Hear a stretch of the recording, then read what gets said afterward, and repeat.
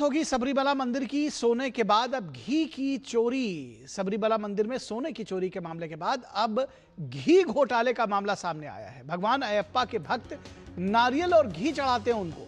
भगवान पर चढ़ाए गए इस घी के को बाद में भक्तों को आथिया सिस्टम प्रसाद के रूप में बेच दिया जाता है। केरल हाईकोर्ट ने मंगलवार को नैयाभिषेकम के बाद बचे आथिया सिस्टम घी की बिक्री से 35 लाख रुपए की कथित गड़बड़ी की जांच के लिए विजिलेंस टीम गठित करने का आदेश दिया है।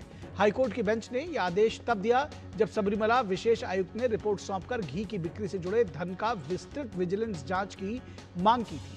कोर्ट ने विजिलेंस टीम को 1 महीने के भीतर ये प्रगति रिपोर्ट यानी कि जांच अपनी सौंपने को कहा है। हाईकोर्ट ने यह भी निर्देश दिया है कि अंतिम रिपोर्ट दाखिल करने से पहले बेंच से अनुमति लेनी होगी। जांच के दौरान यह पाया गया कि मारमठ बिल्डिंग काउंटर से 16,628 पैकेट्स की बिक्री के पैसे थिरुनेल्ली देवस्थानम बोर्ड यानी टीडीबी के खाते में जमा नहीं हुए। इस पैकेट में 100 मिलीलीटर घी था और इसे भक्तों को 100 रुपए में बेचा जा रहा था।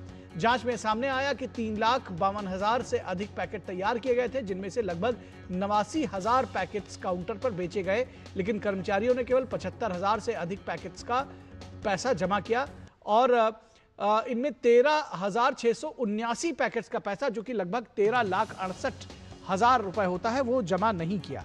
तो सबरीमला मंदिर में इस तरह की धन की चोरी और लूट का यह पहला मामला नहीं है। सबरीमला मंदिर में सोने चोरी का मामला सुर्खियों में रहा है और ये चोरी भगवान के स्वर्ण आभूषणों और वस्तुओं से जुड़ी हुई थी। करीब 4.5 किलो सोने की चोरी की बात सामने आई थी और इसमें एसआईटी ने एक जांच की थी जिसमें मंदिर के तंत्री को हिरासत में लिया है। लेकिन केंद्रीय गृह मंत्री अमित शाह ने केरल सरकार के 2 मंत्रियों को इसमें शामिल होने के जो आरोप लगे थे उसको लेकर के कहा कि सीएम विजयन जो है वो दरअसल पूरे मामले को पर लीपापोती करके अपने मंत्रियों को बचाना चाहते हैं। उन्होंने सीएम विजयन पर निशाना साधा।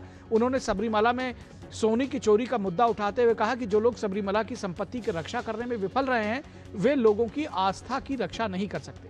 दरअसल मंदिर की संपत्ति और उनके इस्तेमाल को लेकर विवाद सामने आते रहे हैं और ये केवल पहली बार नहीं है। देवस्थानम बोर्ड के धन के इस्तेमाल से जुड़े एक मामले में सुप्रीम कोर्ट ने सख्त टिप्पणी करते हुए कहा था कि मंदिर में चढ़ा हुआ हर रुपया देवता का होता है, कोई सरकारी या निजी संपत्ति नहीं है और इसका उपयोग केवल मंदिर के हित के पूजा व्यवस्था, भंडारे, चिकित्सालय, पुस्तकालय और जरूरतमंदों की सहायता के लिए किया जाना चाहिए।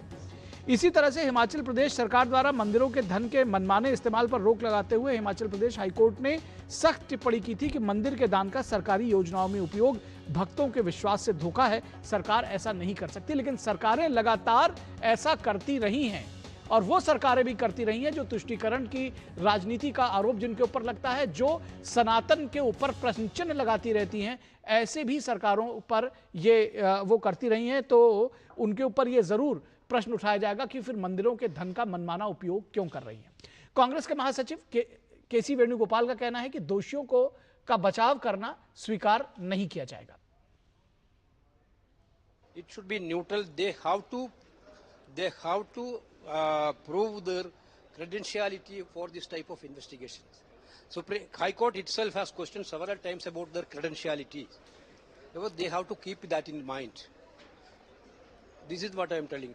Once you are celebrating one arrest and you are trying to suppress, otherwise you are trying to save real guilty persons.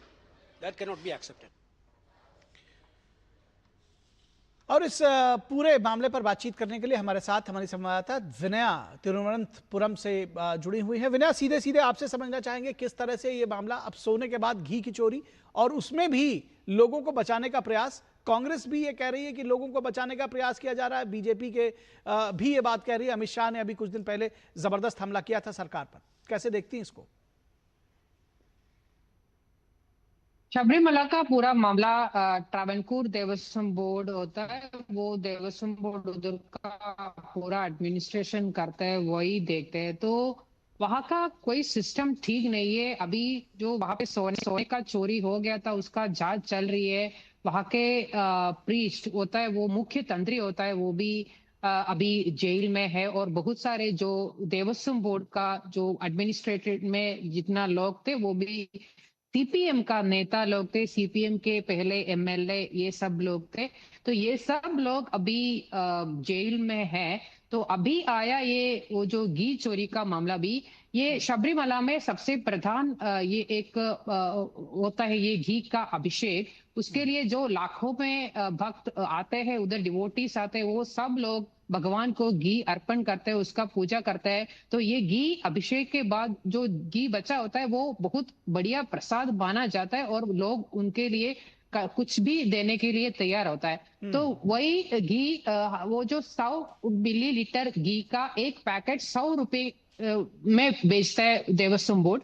मगर ये कितना पैकेट आता है, कितना पैकेट बेच दिया, कितना लोग खरीद लिया, कितना पैसा आया, इसका कोई हिसाब नहीं है। कोई वो उसका कोई डॉक्यूमेंट भी नहीं है।